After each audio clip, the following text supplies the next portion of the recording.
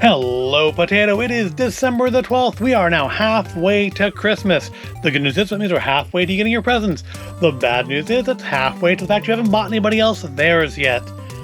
So, up to this point, the first 11 days of our Advent calendars from Star Wars Mandalorian and Marvel's The Avengers, both from LEGO, have yielded all of this. Most of which is actually on screen. There we go. We've got 2 minifigures over here, we got 4 minifigures over here, including Thanos himself, who I really thought was going to be behind door number 24. But he wasn't. Oh well. So, what do we get at the midway point? I'm really hoping for another minifigure over here. We are drastically behind on minifigure count over here. And there's at least Mando, IG-11, and Grogu still to come, although I'm still thinking Grogu's number 24. Thinking 23 will be the hover pram, and 24 will be Grogu. But given that I thought he'd be number 24 over here, it shows what I know. And over here, I'm thinking more mini builds just because we are kind of behind on those. At least theirs haven't been ships. I know there's supposed to be like a little Avengers tower in here, and I think a couple other like little mini build sets.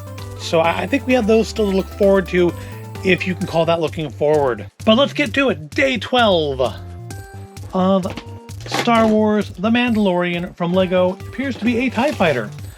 Another mini build. See, this is why I don't normally buy the Star Wars calendars. I was absolutely seduced into it by the promises of Mandalorian. And I wouldn't say I regret it, but I don't think we'll be getting Star Wars next year. Still, let's, that's not the right window. Let's get this built.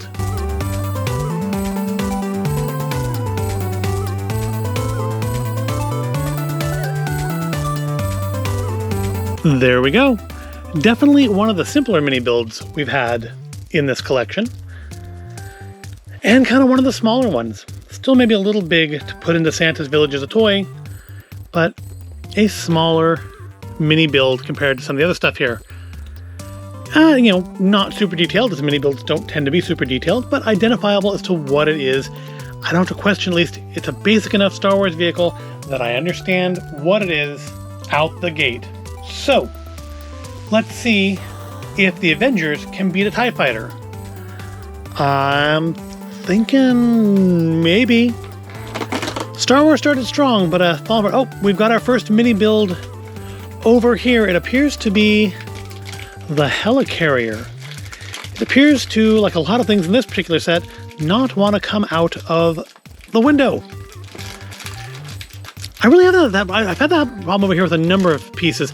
I don't think I've had that problem over there. I think that's an issue I'm purely having on the Avengers side of the table here. All right, well, this looks like it'll be a little bit more of a complex build than that TIE Fighter. So let's get at her.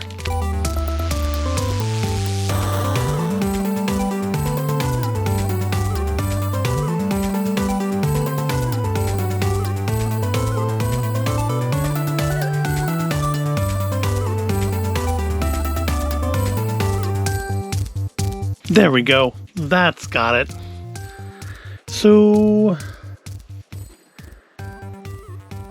I kind of feel like something should be right there, but I don't see anything in the picture that can be. So maybe we'll put a minifigure on it. It can be like a little hoverboard that looks like a helicarrier, because that's a thing I can see being made if hoverboards and helicarriers actually both actually existed. So does it beat a TIE Fighter?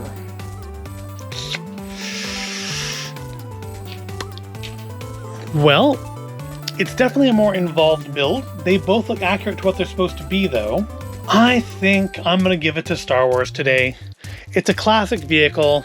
It's instantly identifiable. I think if you showed somebody who didn't even know, didn't know what these are from, saw it totally separate from anything else to do with this calendar, they would know that's a TIE Fighter.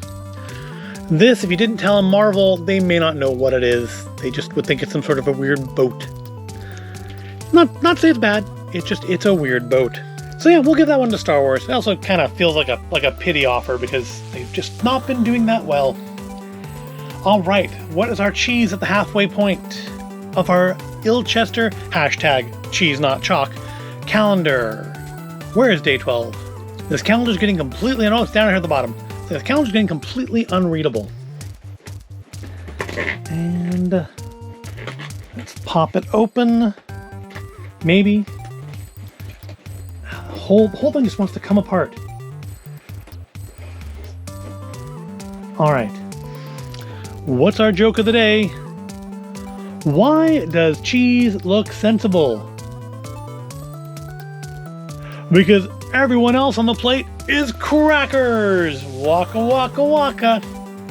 Alright, well, I feel like that may be a repeat from last year, but I don't care. That's a decent one. Is the cheese a decent one, though? That's the question. What is our halfway point cheese? I think we only have one more cheese, don't we?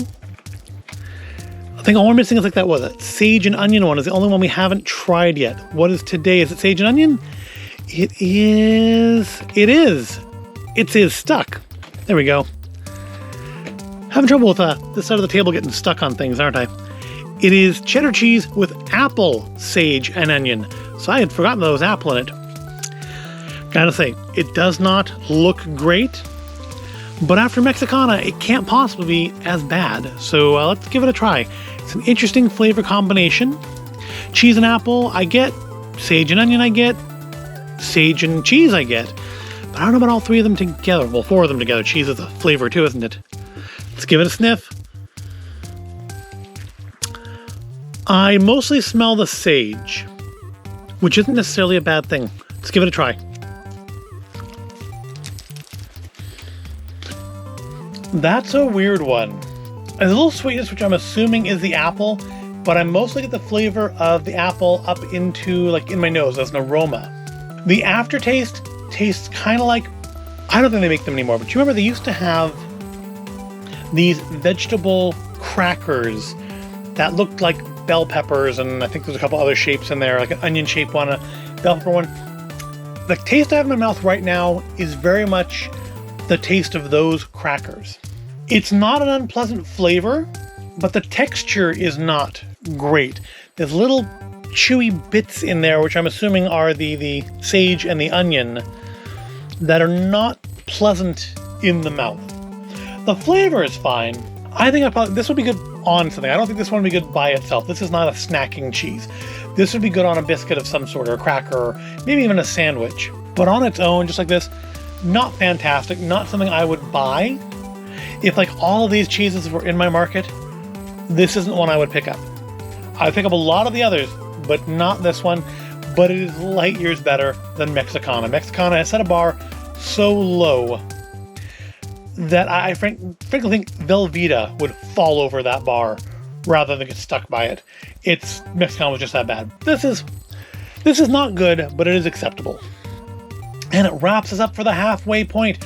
We are 12 days down. We have 12 days to go. If you have not been watching up to this point, there is a playlist. You can go catch up on it. It is the Adventgers Assemble 2021 playlist, where you can catch up on the first 11 days of this before watching the last 12 over the next week and a half. I hope you've been finding this interesting and entertaining up to this point.